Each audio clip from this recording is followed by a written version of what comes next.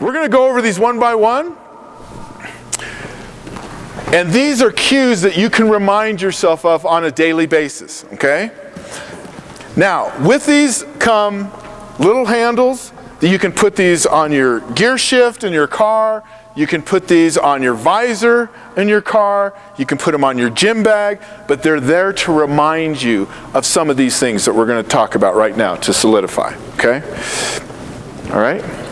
Now, the first one is, again, reward process, not outcomes. Remind yourself of this. It takes practice. Process, not outcome. Okay? And that's at practice, after matches, during matches. Okay? After matches. Okay, ride home. People, this is a rule. Okay? There is research done on this. The ride home. And it doesn't matter the sport, okay? My daughter was a national champion, the same daughter that played soccer at Arizona State. She was a national champion in the 100-meter hurdles, okay? A lot of things had to go right for her to do that. I undid a lot of her track practices on the way home. If she didn't have a certain time, I was like, gosh, you know, last week you ran 12:83. What happened? What's going on? Can't do it. So there's no questions, none. 2 compliments. We can always find 2 compliments. Great effort. Your team really looks cohesive. Great. If you, for example, the parent over here that said, what if you weren't pleased with their effort? You can find something. You guys look cohesive today. Okay? Find 2 compliments. No questions. Not about volleyball. Not about volleyball. Okay, now I say, gosh, it's natural. Okay, think about this. They've already been thinking about this stuff in their own head. Their coach has probably already talked to them, debriefed them about it. They don't need to hear it a 3rd time. Does that make sense? Can you do that? Can you do that? It takes a little period to unwind after the match. So literally no questions about volleyball. If they ask you, then you can just, again, reiterate what you said. Great effort. You know, just start talking about what you're going to do the rest of the day. You know, we're going to go see a movie. We're going to go to dinner. We're going to go, you know, pick up dog poop. Whatever it is, move on to something else. Okay? After the game, let them come to you. They will. They will. They may seem down. Again, the player that doesn't play as much, they may seem down. They'll come to you when they're ready. That's key, people. Psychologically, let them go through their system and their deal. And then when they come to you, they're ready. They're honestly ready. Before that, they're not ready.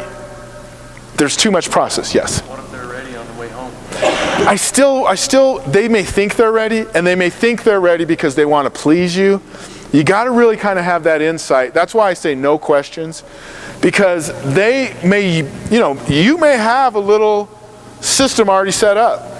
That when you go home, you're already asking them questions. So then all of a sudden, now you start not asking them questions. They're going to be like, what the heck's going on? Mom's not even talking to me and asking me questions.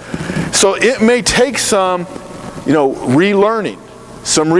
And I think, yeah, just deflect the question and really say, no, I thought you guys had great effort today, and you know, we'll talk about it later. We're good. I'm good with what you're doing. Yes? So what is something natural to ask them besides how was practice? Because whenever they come home, that's the first thing you ask them when they come to the doors, how was practice? Yeah, you mean when they get home from practice? Well, right, if you don't want to ask questions or, you know, approach them with anything that's going on, you might just ask, how was practice? Yeah. And then it's a whole can of worms. And asking them how practice is as an open-ended question is okay. But then don't start going into, well, last week, and then you're adding your content. Just let them be open-ended and let them fill it in. Does that make sense? And you're just kind of a sounding board for them. Okay? The sandwich approach. How many of you have ever heard of this, to communication? The sandwich approach. Okay? Basically, it goes like this. You have your bread, you have your meat, now tofu seeds and rice or whatever it is, right? and bread. So the first thing is, if you have the sandwich approach, and this is when they're ready. by the way. This is when they're ready to communicate. This is what you do. You say, boy, I thought you gave great effort today. You looked very fluid out there. That's, that means they look athletic. You look very fluid. However, it seems like, what would be the piece in the middle? What would you add? Well, I would comment on something that I observed. Hello. I would comment on something that was observable. So I noticed blank. I noticed you, from your nonverbals, that you seem to get frustrated right before the game point of the second match. Or give an example. So that's what I would recommend, is do something that you observed from their behavior, or, and tell me about that. Or it seems like this happened in the game.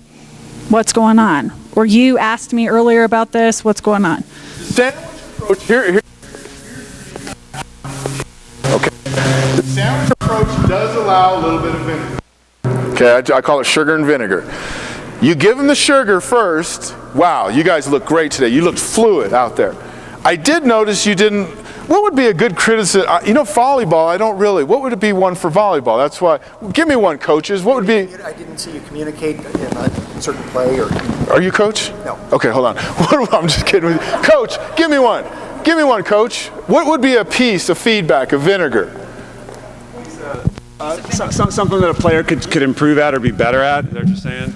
Always effort can be better, or they had too many unforced errors in an out-of-system situation, Like with the sugar, but overall you look like an amazing player today. You're developing. I really enjoy watching you play. It's really cool to watch your team play.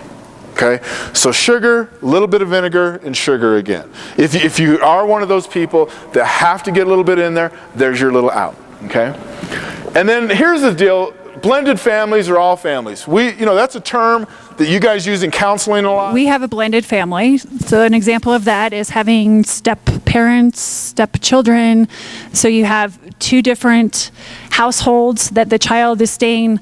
For us, it was, I think, about junior year. She started, before that, she was weekends with us, Thursday through Sunday, every other week.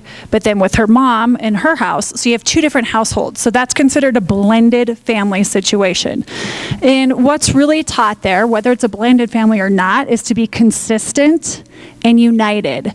And that's not always going to happen, whether you're a blended family or not, but that's what you strive for. So optimally, you want to be consistent in your expectations and your consequences that you're giving out, and united as well. And so if you can keep on the same page to be that supportive parent for the athlete, that's really what's expected. Yeah. And the key there is all things. The blended, I've known a lot of my work is athletes will come to me and say, well, I have a whole different set of rules at my father's than my mom's. And so we really got to try and keep those consistent, because again, when the athlete's in the middle of that, that's a tough position. So those have to be consistent if you can. Also, be a soft landing place. People, they need you to be their parents. They don't need coaches, they have them. They don't need, people who are training them. Let them do that. They need you to be a soft landing place. And what that means is that they can confide in you about whatever it is. And so when we're talking, if you're giving them feedback about volleyball or their performance or their effort, that's really not being a parent to them in a lot of ways. It's mainly just giving them feedback. And that's most important thing. If you remember earlier, do you remember what I said the most important thing to be? Whether it's a crisis situation or if they're frustrated about that practice, is to be present. Be present with your child. What does that mean? Be present. Be engaged, be focused. What does that look like, though? Eye contact. Eye contact. You're not doing something else. You're not texting at the same time. You're not cooking at the same time. Putting things in the microwave at the same time. Yeah, full attention. So if I can give maybe a tip, because know that it can be very busy when you're trying to manage your family and the house and dinner, and you might have a child that needs to talk to you right when you're in the middle of cooking dinner. Maybe it's there, you listen, let them get it out, and then say, you know what, I'd love to give you my attention. How about I do that after we're done with dinner? Or give them a time. Like, I'm right in the middle of cooking. I don't feel like I'm my best right now to give you the attention you deserve after they've, let out some. Then say, let's chat after dinner, or set up a time maybe to sit down where the TV's off, you're not doing dishes, you're not making dinner, and you're sitting across from each other, or going for a walk. And typically males, research shows, would like to be doing things, so going for a walk with a boy sometimes is better, or they have something in their hand like a stress ball or something that they can play with while they're talking to you. They're sometimes more engaged that way. So those are some tips. And then that's the stable home environment. Now, again, there's no trick to that. There's no key to that. If we had that in every home, our society would be a lot more autonomous. But what that really means is just be stable for them. It makes a huge difference. It's 1/3 of the game, people. It's 1/3 of cultivating a top elite athlete is the home environment, your relationship that you're modeling for your child.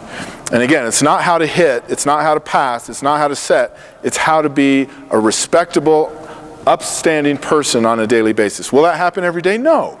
But just really understand the impact that you have every day on your athlete.